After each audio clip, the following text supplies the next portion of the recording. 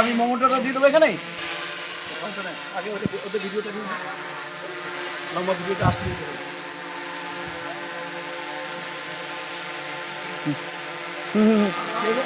তার হাতে দেবো থাক। আমরা উপস্থিত হয়েছি পূর্ব বর্ধমান জেলার গোহগ্রাম গ্রাম পঞ্চায়েতের মল্লিকপুর গ্রামে চক্রবর্তী পরিবারের পূজা মণ্ডপ। বহুদিন ধরেই চিরাচরিত প্রথা রীতিনীতি মেনে তারা এই দুর্গা পূজা করে আসছেন। পৌরাণিক পুজো দেখতেই পাচ্ছেন মন্দিরটা। আমরা এই মন্দিরের পূজারী তথা যে পরিচালনা করে আসছেন তার হাতে আমরা স্মারক সম্মান সোজা কথা নিউজ চ্যানেলের পক্ষ থেকে আমরা স্মারক সম্মান এবং মোমেন্টো তুলে দেবো।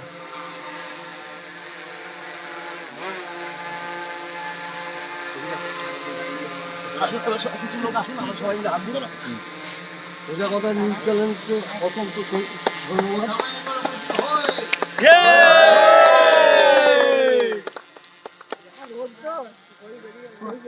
সবাই ধর সবাই সবাই একবার আপনাদের দুর্গা কমিটির নামে ধ্বনি দিন সবাই মিলে। দুর্গা মাইকে, দুর্গা মাইকে, দুর্গা মাইকে, এক পড়া দুর্গা মাইকে, দুর্গা মাইকে। মল্লিকপুরবাসী কি? মল্লিকপুরবাসী কি? চক্রবর্তীবাদী দুর্গা পূজা কি? সোজা কথা নিউজ চ্যানেল কি? সোজা কথা নিউজ চ্যানেল কি? সোজা কথা নিউজ চ্যানেলকে আমাদের পক্ষ থেকে অসংখ্য ধন্যবাদ। সোজা কথা নিউজ চ্যানেল ও সোজা কথা পত্রিকার পক্ষ থেকে স্মারক সম্মান আমরা আজ তুলে দিচ্ছি। মল্লিকপুর চক্রবর্তী বাড়ির পৌরাণিক পুজো দীর্ঘদিন ধরে পূজা হয়ে আসছেন, তাদের কাছ থেকে জেনে নেব এই পুজোর ইতিবৃত্ত। আমার নমস্কার। নমস্কার।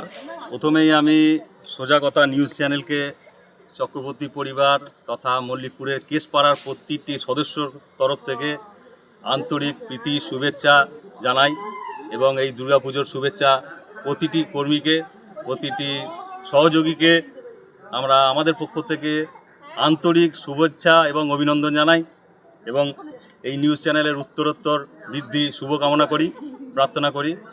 এই দুর্গা পুজো আমাদের প্রায় 350 বছরের ওপর, 350 বছরের ওপর ধরে এই দুর্গা পুজো আমাদের পূর্বপুরুষরা করে আসছেন।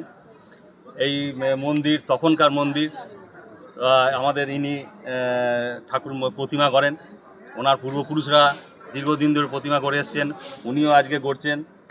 তো আমাদের যে ধারায় পুজো হয়ে আসছে সেই ধারাতেই, যেখানে দেখবেন আমাদের এখানে মহিষ নেই, এই মহিষ নেই, এটা একটা বিশেষত্ব এখানকার পুজোর। আমরা যে পুজো দীর্ঘদিন ধরে চলে আসছে 350 বছর ধরে, ওই ধ্যান ধারণা, ওই নিয়ম আচার ওইভাবেই আমরা চালিয়ে আসছি আর আগামী দিনেও এইভাবেই চালিয়ে যাব। আপনাদের প্রত্যেকের শুভেচ্ছা আমরা প্রার্থনা করছি। পুজোর একটা বিশেষত্ব আছে, শুধু পুরোহিতরাই পুজো অর্চনার জোগাল দেন এবং শুধু ব্রাহ্মণরা মানে আমাদের পুরুষরাই, আমরাই সবই এগুলো করি। আচ্ছা। তো মহিলারা বিশেষ যে কোনো কারণে হোক, কি নিয়ম আমরা মানে কোথা থেকে শুরু এটা বলা যাবে না। তো মহিলারা জাস্ট সহযোগী হিসেবে কাজ করে, কিন্তু মেন কাজটা করে পুরুষরাই, ব্রাহ্মণরা করে। তো এটা একটা বিশেষত্ব এই পুজোর। এবং প্রতিদিন ছাগ বলি হয়, সপ্তমী, অষ্টমী, নবমী 3 দিনই ছাগ বলি হয়।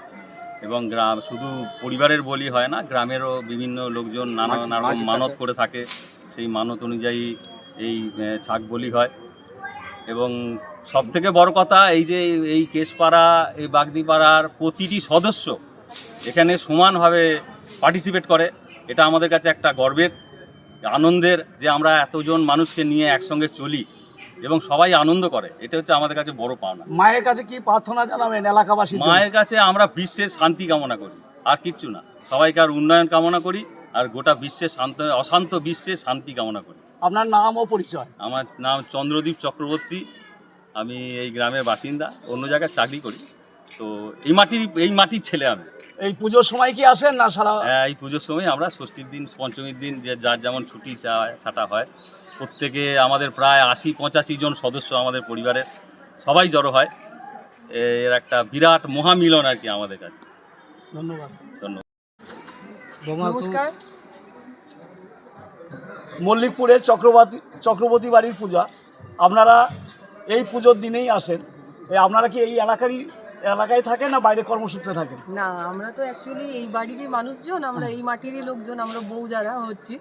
এবারে যেটা হচ্ছে যে আমরা কর্মসূত্রেতে, হাজব্যান্ডের কর্মসূত্রে আমরা বাইরে বাইরে থাকি, কিন্তু এই পুজোর দিনগুলো মানে যার যেদিন থেকে ছুটি সুবিধে, পঞ্চমী, চতুর্থী, যার যেদিন পসিবল সে সেদিনই এখানে আসে।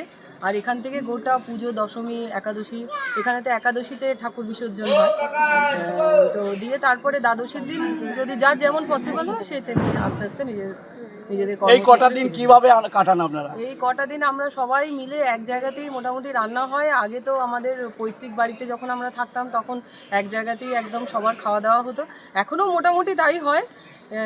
দিয়ে খুব বেশ আনন্দ করেই আর কি কাটে। বিষয়টা অ্যাকচুয়ালি একটা রিইউনিয়ন, মানে এটা পুজোর সাথে সাথে এটা হচ্ছে একটা রিইউনিয়ন। আমরা ওয়েট করে থাকি যে ও এলো কিনা, ও এলো কিনা, সব বাড়ির সব মেয়ে, বউ, ছেলে সবাই এলো কিনা, এটা আমরা খুবই মানে নজর রাখি যে সবাই এসছে, সবার সঙ্গে রিইউনিয়ন হলো, এইরকম আর কি। এইভাবে আমাদের পুজো খুব আনন্দ সহকারে কাটে।